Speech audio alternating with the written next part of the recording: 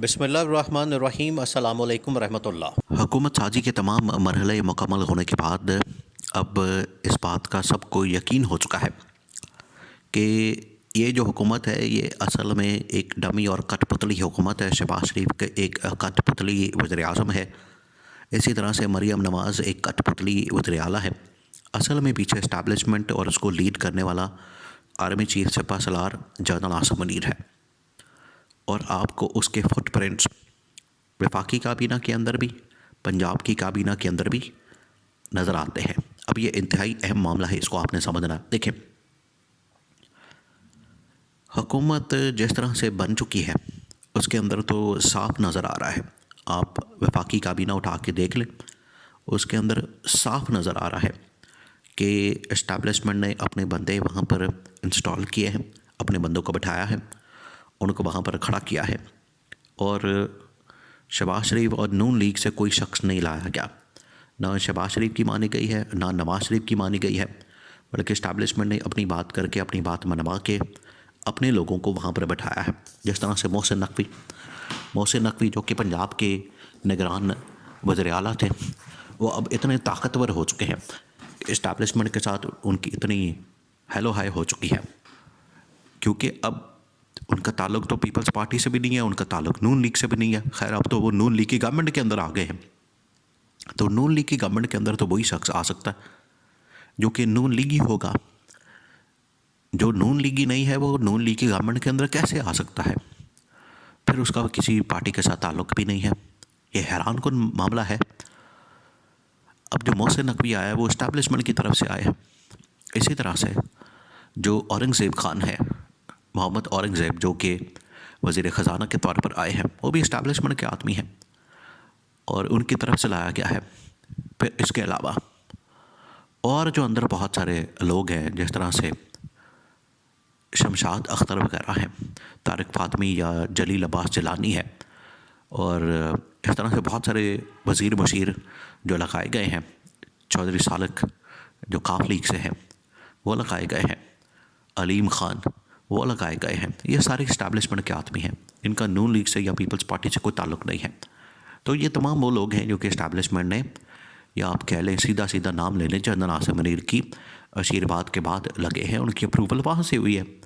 और ये अहम तरीन मिनिस्ट्रीज़ देखें, अब जो फाइनेंस मिनिस्ट्री है वो भी इस्टेब्लिशमेंट के पास है। उसके अंदर औरंगज़ेब जो कि एक बैंकर हैं और उनका बड़ा वसी तजर्बा है।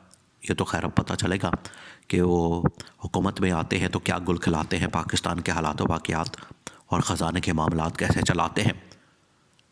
दूसरी जानिब जो मोहसिन नकवी हैं, ख़जाना की जो मिनिस्ट्री है वो बड़ी अहम है और हमेशा इस्टेब्लिशमेंट उसको अपने पास रखती है।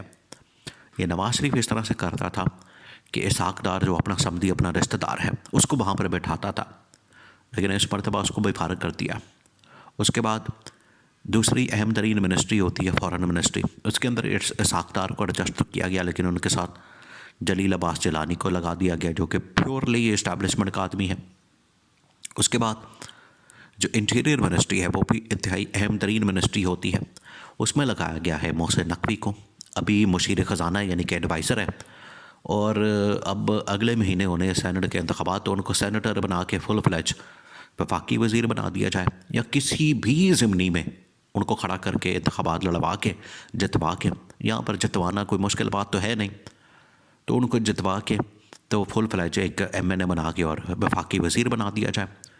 वो अब किसी न किसी शक्ल में ज़रूर रहेंगे हुकूमत के अंदर, ये तो बात अब तय हो चुकी है। तो उसके बाद चौथे जो हैं वो इस्टेब्लिशमेंट के एक और अहम तरीन मिनिस्ट्री के अंदर बैठे हुए शख्स, वो है ख्वाजा आसिफ। नून लीग से ज़रूर उनका ताल्लुक़ है, लेकिन है वो इस्टेब्लिशमेंट के आदमी। 2018 में जब रात को ख्वाजा आसिफ हार रहा था तो उसने जनरल बाजवा को कॉल किया, अब ये बात ऑन रिकॉर्ड है। तो सुबह उठे तो ख्वाजा आसिफ जीत गया। अभी भी इसी तरह से हुआ। रात को तो रेहाना डार ने हरा दिया था, रात को तो मीडिया के अंदर चल गया था कि रेहाना डार जीत गई है और ख्वाजा आसिफ हार गया है। सुबह उठे तो ख्वाजा आसिफ जीता हुआ था, तो वहाँ भी इस्टेब्लिशमेंट ने इसको जितवाया, तो और ख्वाजा आसिफ को बना दिया गया वज़ीर दिफा।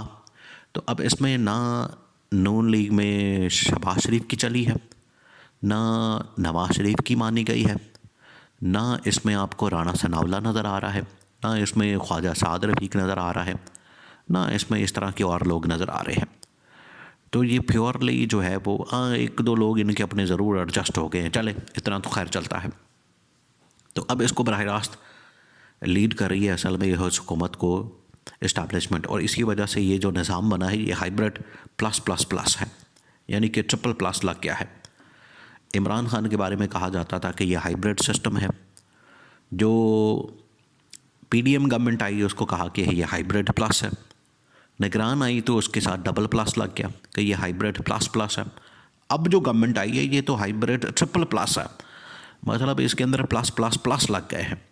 अब इससे बढ़कर तो हाइब्रिड निज़ाम नहीं हो सकता कि आगे कोई और है, डमी है, पपेट है, कठपुतलियाँ हैं, पंजाब हुकूमत भी और वफाकी हुकूमत भी, और पीछे जो है असल में इस्टेब्लिशमेंट है।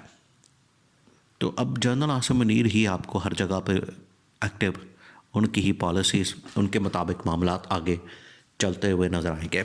वो जो कहेंगे उनकी जानिब से जो कहा जाएगा, वो जिस तरह से बात करेंगे, जिस तरह से मामलात को चलाएंगे, जिस तरह से चीज़ों को कहेंगे, उसी के मुताबिक ही होगा सब कुछ, और उनके अलावा तो कोई बात नहीं मानी जाएगी, कोई बात नहीं सुनी जाएगी। वो कहेंगे कि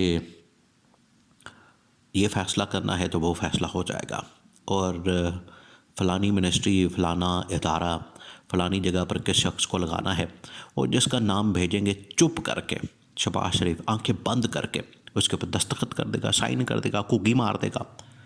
तो ये अब इस्टेब्लिशमेंट इस हवाले से बराह रास्त एक्टिव हो चुकी है और मैदान में आ चुकी है। अब आपको ये जो इस वक्त बाकी कोई भी हुकूमत में पार्टीज़ जो बैठी है, वो अब आपको अपनी मर्ज़ी, मन मर्ज़ी करती, अपनी मंशा के मुताबिक मामला चलाते नज़र नहीं आएंगे। और इमरान खान पहले ही बता चुका था कि आगे जो निज़ाम आ रहा है, ये इमरान खान बहुत अरसा पहले ये बात कर चुका था कि अगर ये पाकिस्तान के अंदर सही मानों में हकीकी जमहूरियत को बहाल नहीं करते, पाकिस्तान के अंदर डेमोक्रेसी को बहाल नहीं करते, नारे तो बड़े लगाते हैं, वो जमहूरियत बेहतरीन इंतकाम है और वोट को इज़्ज़त दो, तो ये सब उनके उलट काम करते हैं। वोट को ज़िल्लत दो, इन लोगों ने अब काम किया है, और जमहूरियत बेहतरीन इंतकाम है, उसमें से इन्होंने अवाम से इंतकाम लिया और अपनी पार्टी से इंतकाम लिया, लोगों से इंतकाम लिया, फिर अवाम ने इनसे इंतकाम लिया।